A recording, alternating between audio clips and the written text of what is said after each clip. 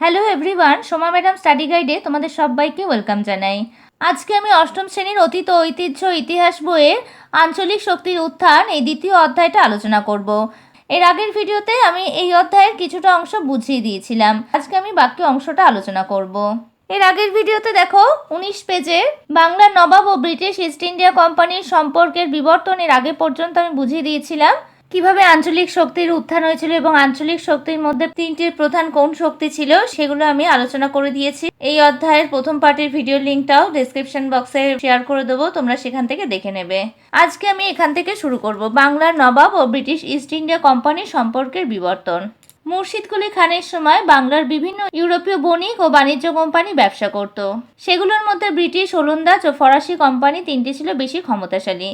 তাহলে মুর্শিদ কুলি খান যখন রাজত্ব করত সেই সময় ইউরোপীয় বণিক আর বাণিজ্য কোম্পানি ব্যবসা করত এবং সেগুলোর মধ্যে কোন কোন কোম্পানি শক্তিশালী ছিল দেখো, ব্রিটিশ, ওলন্দাজ আর ফরাসি, এই তিনটে কোম্পানি শক্তিশালী ছিল। তাদের মধ্যে আবার ব্রিটিশ ইস্ট ইন্ডিয়া কোম্পানির বাণিজ্যিক উদ্যোগ ছিল সব থেকে বেশি। এই তিনটে কোম্পানির মধ্যে আবার ব্রিটিশ ইস্ট ইন্ডিয়া কোম্পানির বাণিজ্যিক উদ্যোগ বেশি ছিল। নবাব হিসাবে মুর্শিদ কুলি খান বিদেশি বণিকদের সঙ্গে সচরাচর বিরোধিতায় যেতেন না, কিন্তু নিজের অধিকার ও কর্তৃত্ব যাতে কোনোভাবে বিদেশি কোম্পানি দ্বারা ক্ষুণ্ণ না হয় সেই বিষয়ে নবাব সচেতন ছিলেন।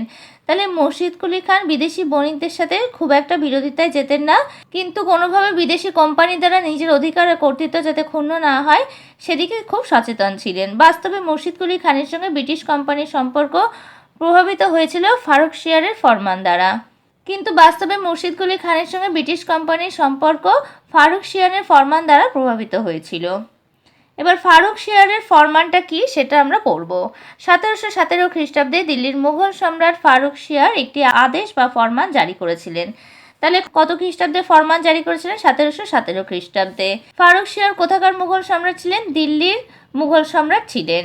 এই প্যারাটা কিন্তু খুব গুরুত্বপূর্ণ। ফারুকশিয়ারের ফরমান কেন গুরুত্বপূর্ণ ছিল এই প্রশ্নটা কিন্তু খুব আসে, এই প্রশ্নটা তোমাদের অনুশীলনীতেও আছে। তাহলে কত খ্রিস্টাব্দে ফারুকশিয়ার ফরমান জারি করেছিল? 1717 খ্রিস্টাব্দে। এটা শর্ট কোশ্চেন হিসাবে আসতে পারে, এটা তোমরা আন্ডারলাইন করে নেবে। সেই ফরমান মোতাবেক ব্রিটিশ ইস্ট ইন্ডিয়া কোম্পানিকে বাংলাদেশে কতগুলি বিশেষ বাণিজ্যিক অধিকার দেওয়া হয়েছিল। তাহলে কি কি বাণিজ্যিক অধিকার দেওয়া হয়েছিল ব্রিটিশ ইস্ট ইন্ডিয়া কোম্পানিকে? দেখো, এক হচ্ছে ব্রিটিশ কোম্পানি বছরে মাত্র 3000 টাকার বিনিময়ে বাংলায় বাণিজ্য করতে পারবে, কিন্তু তার জন্য কোম্পানিকে কোনো শুল্ক দিতে হবে না। 2 হচ্ছে ব্রিটিশ কোম্পানি কলকাতার কাছাকাছি অঞ্চলে 38টি গ্রামের জমিদারি কিনতে পারবে। 3 হচ্ছে কোম্পানির পণ্য কেউ চুরি করলে তাকে বাংলার নবাব শাস্তি দেবেন ও কোম্পানিকে ক্ষতিপূরণ দেবেন। 4 হচ্ছে কোম্পানি জাহাজের সঙ্গে অনুমতিপত্র থাকলে সেই জাহাজ অবাধে বাণিজ্য করতে পারবে। তাছাড়া বাংলার নবাবের মুর্শিদাবাদ টাকশাল প্রয়োজন মতো কোম্পানি ব্যবহার করতে পারবে। এটাই হচ্ছে ফারুকশিয়ারের ফরমান। তাহলে এই ফরমানে কি কি নির্দেশ বা কি কি নিয়ম মানতে হবে এই প্যারাটা তোমরা ভালোভাবে পড়বে। এইভাবে 1-2 করে পয়েন্টস করে লিখতে পারো অথবা এমনি পয়েন্টস করে লিখতে পারো। তাহলে এই ফরমানে বলা হয়েছে ব্রিটিশ কোম্পানি মাত্র 3000 টাকার বিনিময়ে বাংলায় বাণিজ্য করতে পারবে, এর জন্য কোনো শুল্ক দিতে হবে না। তারপর 2 হচ্ছে ব্রিটিশ কোম্পানি কলকাতার কাছাকাছি অঞ্চলে 38টি গ্রামের জমিদারি কিনতে পারবে, আর কেউ কোনো পণ্য চুরি করলে বাংলার নবাব তাকে শাস্তি দেবেন বা কোম্পানিকে ক্ষতিপূরণ দেবেন। আর কোম্পানি জাহাজের সঙ্গে কোনো অনুমতিপত্র থাকলেই সেই জাহাজ অবাধে বাণিজ্য করতে পারবে। এছাড়াও মুর্শিদাবাদের টাকশাল কোম্পানি নিজের ইচ্ছামতো বা প্রয়োজন মতো ব্যবহার করতে পারবে। এরপরের পেজে চলে আসো। ফারুকশিয়ারের ফরমান বাংলার ব্রিটিশ ইস্ট ইন্ডিয়া কোম্পানির প্রায় অবাধ বাণিজ্যের পথ খুলে দিয়েছিল। অদূর ভবিষ্যতে বাংলার নবাবের সঙ্গে ব্রিটিশ কোম্পানির অর্থনৈতিক ও রাজনৈতিক সংঘাতের পটভূমি তৈরি করেছিল ওই ফরমান। তাহলে ফারুকশিয়ার এই ফরমান জারি করায় ব্রিটিশ ইস্ট ইন্ডিয়া কোম্পানি প্রায় অবাধে ব্যবসা বাণিজ্য করতে থাকলো এবং অদূর ভবিষ্যতে বাংলার নবাবের সঙ্গে ব্রিটিশ ইস্ট ইন্ডিয়া কোম্পানির অর্থনৈতিক এবং রাজনৈতিক সংঘাতের পটভূমি তৈরি করেছিল এই ফরমান। সুবা বাংলায় প্রায় স্বাধীনভাবে শাসন করলেও মুর্শিদ কুলি খান মুঘল সম্রাটের অধীন ছিলেন, ফলে কোম্পানিকে দেওয়া ফারুকশিয়ারের ফরমান সরাসরি নাকচ করার অধিকার তার ছিল না। তাহলে মুর্শিদ কুলি খান সুবা বাংলায় স্বাধীনভাবে শাসন করলেও মুঘল সম্রাটের অধীনেই কিন্তু ছিলেন এবং কোম্পানির দেওয়া এই ফারুকশিয়ারের ফরমান নাকচ করার অধিকার কিন্তু তার ছিল না। কিন্তু ওই ফরমান ব্যবহারের ফলে ব্রিটিশ কোম্পানির বাড়তি বাণিজ্যিক সুবিধার প্রসঙ্গটি মুর্শিদ কুলির পছন্দ ছিল না, ফলে গোড়া থেকেই ফরমান প্রদত্ত কোম্পানির অধিকারকে তিনি সীমিত করতে চেয়েছিলেন। মুর্শিদ কুলি ঘোষণা করেন যেসব বাণিজ্য দ্রব্য সরাসরি সমুদ্রপথে আমদানি রপ্তানি হবে কেবল সেগুলোর শুল্কই মকুব হবে, কিন্তু দেশের ভিতরে বাণিজ্যের ক্ষেত্রে শুল্ক ছাড় নীতি প্রযোজ্য হবে না। ব্রিটিশদের কলকাতা সংলগ্ন গ্রাম কেনার ব্যাপারেও মুর্শিদকুলির অমত ছিল। তাছাড়া মুর্শিদাবাদের টাকশাল ব্যবহারের সুবিধাও তিনি কোম্পানিকে দেননি। এই ফরমান ব্যবহারের ফলে ব্রিটিশ কোম্পানি যে বাড়তি বাণিজ্যিক সুবিধা পেয়েছিল সেই প্রসঙ্গটা কিন্তু মুর্শিদকুলির পছন্দ ছিল না। তার জন্য তিনি প্রথম থেকেই এই কোম্পানির অধিকারকে সীমিত করতে চেয়েছিলেন। তিনি বলেছিলেন যে বাণিজ্য দ্রব্য সরাসরি সমুদ্রপথে আমদানি রপ্তানি হবে এবং সেই শুল্কই শুধু মকুব হবে, কিন্তু দেশের ভেতরে বাণিজ্যের ক্ষেত্রে এই শুল্ক ছাড় নীতি প্রযোজ্য হবে না। ব্রিটিশ কলকাতা সংলগ্ন গ্রাম কেনার ব্যাপারেও কিন্তু মুর্শিদকুলির অমত ছিল। মুর্শিদকুলি কিন্তু মুর্শিদাবাদের টাকশাল ব্যবহারের সুবিধাও কোম্পানিকে দেয়নি। ফারুকশিয়ারের ফরমানে বলা ছিল কেবল ব্রিটিশ কোম্পানি পণ্যের উপর শুল্ক ছাড় পাবে, অথচ কোম্পানির বণিকরা ব্যক্তিগত ব্যবসাতেও দস্তকের অপব্যবহার করে নবাবের শুল্ক ফাঁকি দিতে থাকে। সেই বিষয়কে কেন্দ্র করে মুর্শিদকুলির সঙ্গে ইংরেজ কোম্পানির সম্পর্ক নষ্ট হয়েছিল। তাছাড়া নবাবের অনেক কর্মচারীও ব্রিটিশ বণিকদের থেকে নানা অজুহাতে টাকা পয়সা দাবি করত। এমনকি সেই দাবি না মেটালে ব্রিটিশ কর্মচারীদের উপর মাঝে মধ্যে অত্যাচার করত নবাবের কিছু কর্মচারী। তেমনই একটি ঘটনাকে কেন্দ্র করে নবাবের সঙ্গে ব্রিটিশ কোম্পানির বিরোধিতা দেখা দেয়। শেষ পর্যন্ত জগৎ শেঠদের হস্তক্ষেপে বিষয়টি মিটে যায়, কিন্তু বাংলার নবাব ও ব্রিটিশ কোম্পানির মধ্যে বিরোধিতার সূত্রপাত সেখান থেকেই হয়েছিল। তাহলে এই যে ফারুকশিয়ারের ফরমানে ব্রিটিশ কোম্পানির উপর পণ্যের উপর শুল্ক ছাড় পাবে এটা বলা হয়েছিল, কিন্তু কোম্পানির বণিকরা ব্যক্তিগত ব্যবসাতেও দস্তকের অপব্যবহার করে নবাবের শুল্ক ফাঁকি দিতে থাকে এবং এই বিষয়কে কেন্দ্র করেই কিন্তু মুর্শিদকুলির সঙ্গে ইংরেজ কোম্পানির সম্পর্ক নষ্ট হয়েছিল এবং নবাবের অনেক কর্মচারী ব্রিটিশ বণিকদের থেকে নানান অজুহাতে টাকা পয়সা দাবি করত এবং সেই দাবি না মেটালে ব্রিটিশ কর্মচারীদের উপর অত্যাচার করা হতো এবং এই সব ঘটনাকে কেন্দ্র করে নবাবের সঙ্গে ব্রিটিশ কোম্পানির বিরোধিতা শুরু হয়। শেষ পর্যন্ত জগৎ শেঠের হস্তক্ষেপে এই বিরোধিতার মিটমাট হয় বা মিটে যায়, কিন্তু নবাব আর ব্রিটিশ কোম্পানির এই যে গন্ডগোল বা বিরোধিতার সূত্রপাত সেখান থেকেই শুরু হয়। মুর্শিদকুলির মতো আলীবর্দী খানও বাংলার ইউরোপীয় বণিকদের বাণিজ্যের বিষয়ে ইতিবাচক মনোভাব দেখিয়েছিলেন। তিনিও মনে করতেন বাংলার অর্থনীতি এর ফলে সমৃদ্ধ হবে। তবে বিদেশি বণিক ও কোম্পানিগুলির রাজনৈতিক ও সামরিক ক্ষমতা কোনোভাবেই বাড়তে দেওয়া যাবে না। আলীবর্দী খেয়াল রাখতেন যাতে ওই বণিকরা কেবল ব্যবসায়ী হিসেবে বাংলায় থাকে। নবাবের সার্বভৌম ক্ষমতার বিরোধী হিসাবে বিদেশি বণিক কোম্পানির উত্থান যাতে না হয় তার জন্য আলীবর্দী সজাগ থাকতেন। পাশাপাশি বাংলার অর্থনৈতিক সমৃদ্ধির বাহক ব্রিটিশ বণিকদের যাতে কোনো জুলুমের মুখে না পড়তে হয় সেদিকেও খেয়াল রাখতেন নবাব। বস্তুত বিদেশি বণিকদের বাংলা থেকে হটিয়ে দেওয়ার চিন্তা আলীবর্দী খানের ছিল না। মুর্শিদকুলির মতো আলীবর্দী খানও বাংলার কিন্তু ইউরোপীয় বণিকদের বাণিজ্যের বিষয়ে ইতিবাচক মনোভাব দেখিয়েছিলেন এবং তিনি মনে করতেন যে এর ফলে বাংলার অর্থনীতি সমৃদ্ধ হবে। আলীবর্দী খান খেয়াল রাখতেন যাতে বণিকরা কেবল ব্যবসায়ী হিসাবেই বাংলায় থাকে। নবাবের সার্বভৌম ক্ষমতার বিরোধী হিসাবে বণিক কোম্পানির যাতে উত্থান না হয় তার জন্য আলীবর্দী খান সজাগ থাকতেন সবসময় এবং অর্থনৈতিক সমৃদ্ধির বাহক ব্রিটিশ বণিকদের যাতে কোনো রকম জুলুমের মুখে পড়তে না হয় সেদিকটাও খেয়াল রাখতেন। আলীবর্দী খানের বিদেশি বণিকদের বাংলা থেকে হটিয়ে দেওয়ার চিন্তা কিন্তু ছিল না। তবে বিদেশি বণিকদের বাণিজ্যের বিষয়ে উৎসাহ দেখালেও বণিক কোম্পানিগুলি যাতে নিজেদের মধ্যে বিবাদ না করে সেই বিষয়ে আলীবর্দীর কড়া নজর ছিল। তার ফলে বাংলায় ব্রিটিশ ও ফরাসি কোম্পানির মধ্যে সরাসরি সংঘাত বাধেনি। ওই দুই কোম্পানিকে বাংলায় দুর্গ তৈরি করতে বাধা দিয়েছিলেন আলীবর্দী। তার যুক্তি ছিল বণিকদের দুর্গের কী প্রয়োজন, তাছাড়া তাদের নিরাপত্তার জন্য নবাব নিজেই উদ্যোগী ছিলেন। তাহলে বণিক কোম্পানিগুলি যাতে নিজেদের মধ্যে বিবাদ না করে সেদিকে আলীবর্দীর কড়া নজর ছিল এবং ব্রিটিশ আর ফরাসি কোম্পানির মধ্যে তাদের সরাসরি কিন্তু সংঘাত এই কারণে বাধেনি। এর ফলে বাংলায় ব্রিটিশ আর ফরাসি কোম্পানির মধ্যে সরাসরি সংঘাত কিন্তু তৈরি হয়নি বা সংঘাত বাধেনি এবং এই বিদেশি আর বণিক কোম্পানিগুলির বিদেশি আর বণিক এই দুই কোম্পানিকেই কিন্তু বাংলায় দুর্গ তৈরি করতে বাধা দিয়েছিলেন আলীবর্দী। তিনি বলেছিলেন যে বণিকদের দুর্গের কেন প্রয়োজন, এছাড়াও তাদের নিরাপত্তার জন্য নবাব নিজেই উদ্যোগী হয়েছিলেন। 1744 খ্রিস্টাব্দে মারাঠা আক্রমণের সময় আলীবর্দী খান ব্রিটিশ কোম্পানি থেকে 30 লক্ষ টাকা দাবি করেছিলেন। সেই টাকা দিতে কোম্পানি অস্বীকার করে, তাই নিয়ে নবাবের সঙ্গে ব্রিটিশ কোম্পানির সম্পর্ক খারাপ হয়েছিল। পরে 1748 খ্রিস্টাব্দে ব্রিটিশ কোম্পানি আর্মেনীয় বণিকদের জাহাজ আটকে রাখার ফলে আলীবর্দীর সঙ্গে কোম্পানির সংঘাত বাধে। শেষ পর্যন্ত ব্রিটিশদের বিরুদ্ধে কঠোর ব্যবস্থা নেওয়ার ভয় দেখিয়ে আর্মেনীয় জাহাজগুলি রক্ষা করেন আলীবর্দী। তাহলে 1744 খ্রিস্টাব্দে যখন মারাঠা আক্রমণ হয়, যখন বর্গী হানার উপদ্রব বেড়ে যায়, তখন আলীবর্দী খান ব্রিটিশ কোম্পানি থেকে 30 লক্ষ টাকা দাবি করে এবং এই টাকা দিতে অস্বীকার করায় ব্রিটিশ কোম্পানির সঙ্গে নবাবের সম্পর্ক খারাপ হয়েছিল এবং 1748 খ্রিস্টাব্দেও ব্রিটিশ আর্মেনীয় বণিকের জাহাজ আটকে রাখার ফলে আলীবর্দীর সঙ্গে কোম্পানির সংঘাত বাধে। শেষ পর্যন্ত ব্রিটিশের বিরুদ্ধে কঠোর ব্যবস্থা নেওয়ার ভয় দেখিয়ে আলীবর্দী খান এই জাহাজগুলিকে রক্ষা করেন।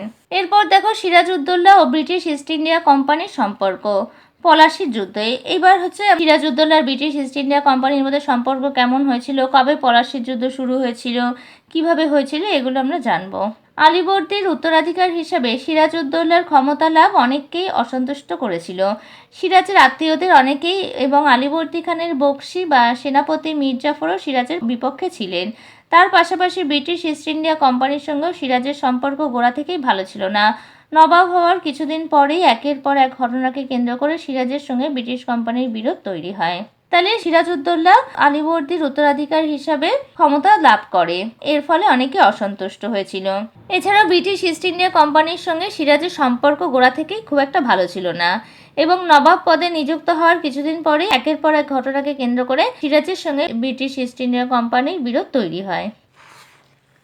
এর পরের পেজে চলে আসো। শেষ পর্যন্ত নবাবের সেনাবাহিনী কলকাতার কাশিম বাজারের ব্রিটিশ কুঠি আক্রমণ করে। 1756 খ্রিস্টাব্দে 20 জুন নবাব বাহিনী ব্রিটিশদের হারিয়ে কলকাতা দখল করে। রজার ড্রেক ও তার সহযোগীরা কলকাতা দক্ষিণে ফলতায় পালিয়ে যান। কলকাতা দখল করে সিরাজ, তার নাম দেয় আলীনগর। কোম্পানির কর্তা ব্যক্তি হলওয়েল প্রচার করেছিলেন যে কলকাতা দখল করে সিরাজ নাকি 146 জন ব্রিটিশ নরনারীকে একটি ছোট ঘরে বন্দি করে রেখেছিলেন। তার ফলে অনেক বন্দী মারা যায়। এই ঘটনাকে অন্ধকূপ হত্যা বলা হয়। তাহলে এইটা তোমরা আন্ডারলাইন করে নাও, এই প্রশ্নটা খুব আসে। অন্ধকূপ হত্যা বলতে কি বোঝো বা অন্ধকূপ হত্যা কাকে বলা হয়? কোম্পানির কর্তা ব্যক্তি হলওয়েল প্রচার করেছিলেন যে কলকাতা দখল করে সিরাজ নাকি 146 জন ব্রিটিশ নরনারীকে ছোট ঘরে বন্দি করে রেখেছিলেন। তার ফলে অনেক বন্দী মারা যায়। এই ঘটনাকে অন্ধকূপ হত্যা বলা হয়। এটা ছোট প্রশ্ন হিসেবে আসতে পারে। যদিও এই ঘটনা আদৌ ঘটেছিল কিনা তা নিয়ে বিতর্ক রয়েছে। ঐতিহাসিক অক্ষয় কুমার মৈত্র অন্ধকূপ হত্যাকে অতিরঞ্জন বলে প্রমাণ করেছিলেন। তাহলে এই ঘটনা যে আদৌ ঘটেছিল কিনা সেটা নিয়ে কিন্তু প্রশ্ন থেকেই যায়, সেটা নিয়ে কিন্তু বিভিন্ন বিতর্কের সৃষ্টি হয়। এরপরে ঐতিহাসিক অক্ষয় কুমার মৈত্র অন্ধকূপ হত্যাকে অতিরঞ্জন বলে প্রমাণ করেছিলেন। যদিও কলকাতায় সিরাজের অধিকার বেশি দিন টেকেনি। দ্রুতই রবার্ট ক্লাইভের নেতৃত্বে একটি ব্রিটিশ বাহিনী 1757 খ্রিস্টাব্দের ফেব্রুয়ারি মাসে কলকাতা আবার দখল করে নেয়। ফলে ব্রিটিশ কোম্পানির সঙ্গে বাংলার নবাব সন্ধি করতে বাধ্য হন। আলীনগরের সন্ধির ফলে, তাহলে আলীনগরের সন্ধি কাকে বলে বা আলীনগরের সন্ধির ফলে কি ঘটেছিল, এই প্রশ্নটাও খুব আসে। দেখো, আলীনগরের সন্ধির ফলে ব্রিটিশ কোম্পানি তার বাণিজ্যিক অধিকারগুলি ফিরে পায়। আলীনগরের সন্ধির ফলাফল কি বা আলীনগরের সন্ধির ফলে কি হয়েছিল, এটা তোমরা আন্ডারলাইন করে নিতে পারো। আলীনগরের সন্ধির ফলে ব্রিটিশ কোম্পানি তার বাণিজ্যিক অধিকারগুলি ফিরে পায়। নবাব ব্রিটিশ কোম্পানিকে ক্ষতিপূরণ দেন। তাছাড়া কলকাতায় নিজের দুর্গ তৈরি করা শুরু করে ব্রিটিশ কোম্পানি। এমনকি নিজেদের শিক্ষা বা মুদ্রা তৈরি করার ক্ষমতাও তারা পায়। বাস্তবে আলীনগরের সন্ধি বাংলা নবাবের পক্ষে অসম্মানের ও ব্রিটিশ কোম্পানির পক্ষে সুবিধাজনক হয়েছিল। ক্রমেই ব্রিটিশ কোম্পানির সিরাজ বিরোধী অবস্থান স্পষ্ট হয়ে উঠতে থাকে। তাহলে এটা মার্ক করে নেবে, আলীনগরের সন্ধির ফলাফল কি ঘটেছিল, এই প্রশ্নটা খুব আসে। এর ফলে কি হয়েছিল? ব্রিটিশ কোম্পানি তার বাণিজ্যিক অধিকারগুলো ফিরে পায়। নবাব ব্রিটিশ কোম্পানিকে ক্ষতিপূরণ দেন আর কলকাতায় নিজের দুর্গ তৈরি করা শুরু করে ব্রিটিশ কোম্পানি এবং নিজেদের মুদ্রা তৈরি করার ক্ষমতাও তারা ফিরে পায়। বাস্তবে এই সন্ধির ফলে কিন্তু বাংলার নবাবের অসম্মান হয়েছিল এবং ব্রিটিশ কোম্পানির পক্ষে সুবিধাজনক হয়েছিল এবং ব্রিটিশ কোম্পানির সিরাজ বিরোধী অবস্থান স্পষ্ট হয়ে উঠতে থাকে। তাহলে কত খ্রিস্টাব্দে আলীনগরের সন্ধি হয়েছিল? 1757 খ্রিস্টাব্দের ফেব্রুয়ারি মাসে। তাহলে এটা শর্ট কোশ্চেন হিসেবে আসতে পারে, আলীনগরের সন্ধি কবে হয়েছিল? 1757 খ্রিস্টাব্দে। এরপর দেখো, 1757 খ্রিস্টাব্দের গোড়ার দিকে সিরাজউদ্দৌলার সঙ্গে বিভিন্ন পক্ষের বিবাদ স্পষ্ট হয়েছিল। 1757 খ্রিস্টাব্দে 23 জুন পলাশীর যুদ্ধে ব্রিটিশ কোম্পানির বাহিনী নবাবের বাহিনীকে হারিয়ে দেয়। মীর জাফর সেই যুদ্ধে মূলত নিষ্ক্রিয় ভূমিকা পালন করে। তাহলে 1757 খ্রিস্টাব্দের গোড়ার দিকে সিরাজউদ্দৌলার সঙ্গে বিভিন্ন পক্ষের বিবাদ শুরু হতে থাকে এবং 23 জুন পলাশীর যুদ্ধে ব্রিটিশ কোম্পানির বাহিনী নবাব বাহিনীকে হারিয়ে দেয়। তাহলে কবে তাহলে পলাশীর যুদ্ধ শুরু হয়? 1757 খ্রিস্টাব্দের 23 জুন। এটাও শর্ট কোশ্চেন হিসাবে হয়, পলাশীর যুদ্ধ কবে হয়েছিল? 1757 খ্রিস্টাব্দের 23 জুন। কার মধ্যে হয়েছিল? ব্রিটিশ কোম্পানির সঙ্গে নবাব বাহিনীর যুদ্ধ হয়েছিল। তাহলে ব্রিটিশ কোম্পানি বাহিনী নবাবের বাহিনীকে হারিয়ে দেয় আর মীর জাফর সেই যুদ্ধে মূলত নিষ্ক্রিয় ভূমিকা পালন করেছিল। তাহলে সেই যুদ্ধে কিন্তু মীর জাফরের কোনো ভূমিকা ছিল না। এরপর দেখো, এখানে নবাব মীর জাফর ও পলাশী লুণ্ঠন। তাহলে পলাশী লুণ্ঠন কিভাবে হয়েছিল এখানে আমরা জানবো। পলাশী যুদ্ধের পর রবার্ট ক্লাইভ মীর জাফরকে বাংলার নবাব হিসাবে নির্বাচিত করেন। তার বিনিময়ে মীর জাফরের সঙ্গে ব্রিটিশ কোম্পানির কতগুলি চুক্তি হয়েছিল। সেই সব চুক্তি মোতাবেক বাংলা ব্রিটিশ কোম্পানি অবাধ বাণিজ্য চালু হয়। তাহলে এই পলাশির যুদ্ধের ফলে বাংলা নবাববাহিনী যেহেতু হেরে যায়, তখন মীর জাফরকে রবার্ট ক্লাইভ বাংলার নবাব হিসাবে নির্বাচন করে। তাহলে পলাশির যুদ্ধ হয়েছিল ব্রিটিশ কোম্পানির সঙ্গে সিরাজউদ্দৌলার, এবং এই যুদ্ধে হচ্ছে নবাব বাহিনী হেরে যায়। তখন মীর জাফরকে নবাব হিসাবে নির্বাচিত করে রবার্ট ক্লাইভ, এবং এর বিনিময়ে মীর জাফরের সঙ্গে ব্রিটিশ কোম্পানির কতগুলি চুক্তি হয়েছিল, এবং সেই চুক্তি অনুযায়ী ব্রিটিশ কোম্পানি অবাধ বাণিজ্য চালু হয় এবং পাশাপাশি টাকা তৈরির অধিকারও কোম্পানি লাভ করে। 24 পরগনা জেলার জমিদারি ও সেখান থেকে প্রাপ্ত রাজস্ব দিয়ে সামরিক খরচ মেটানোর অধিকার কোম্পানিকে দেওয়া হয়। তাছাড়া মুর্শিদাবাদের নবাবের দরবারে একজন ব্রিটিশ প্রতিনিধি নিযুক্ত হয়। কলকাতার উপরে নবাবের যাবতীয় অধিকার নস্যাৎ হয়ে যায়। তাহলে মীর জাফরকে রবার্ট ক্লাইভ বাংলার নবাব নির্বাচন করেছিল ঠিকই, কিন্তু তার পিছনে অনেক চুক্তি হয়েছিল, এবং সেই চুক্তি অনুযায়ী মীর জাফর বাংলার নবাব ছিল ঠিকই, কিন্তু এর বিনিময়ে তারা বাংলায় অনেক কিছু অধিকার দখল করতে থাকে। বস্তুত নবাব মীর জাফরকে সহায়তা করার বিনিময়ে ব্রিটিশ কোম্পানি অবাধে সম্পদ হস্তগত করতে থাকে। তাহলে এর ফলে দেশে টাকা তৈরির অধিকার লাভ করে, এবং মুর্শিদাবাদের নবাবের দরবারে একজন ব্রিটিশ প্রতিনিধি রাখা হয়, এবং তারা অবাধে ব্যবসা বাণিজ্য শুরু করে। এইসবের ফলে ব্রিটিশ কোম্পানি অবাধে সম্পদ হস্তগত করতে থাকে।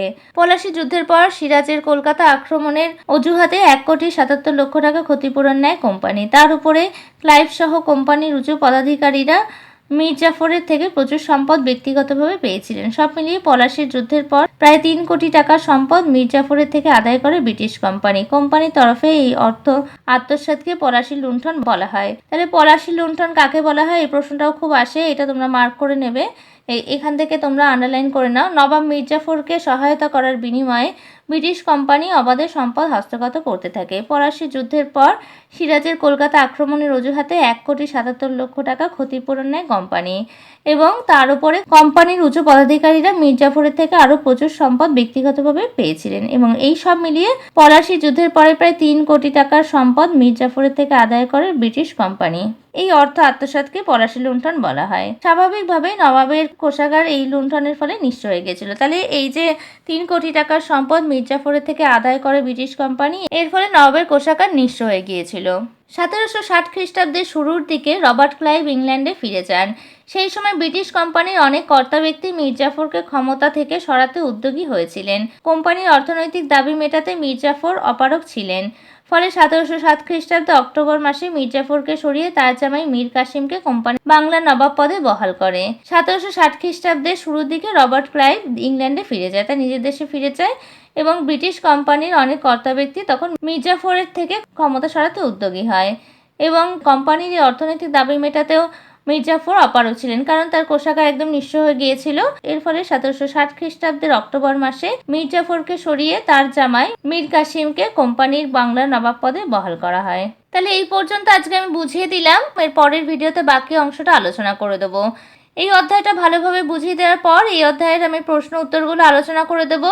ভিডিওটা ভালো লাগলে একটা লাইক করে দিও, আর একই ক্লাসের বন্ধুদের সাথে তোমরা ভিডিওটা বেশি বেশি করে শেয়ার করে নেবে, আর আমার চ্যানেলটা সাবস্ক্রাইব করে নেবে, আর পাশে থাকা বেল আইকনটা অবশ্যই প্রেস করে নেবে, যাতে আমি চ্যানেলে নতুন ভিডিও আপলোড করার সাথে সাথে নোটিফিকেশন সবার আগে তোমাদের কাছে পৌঁছে যায়।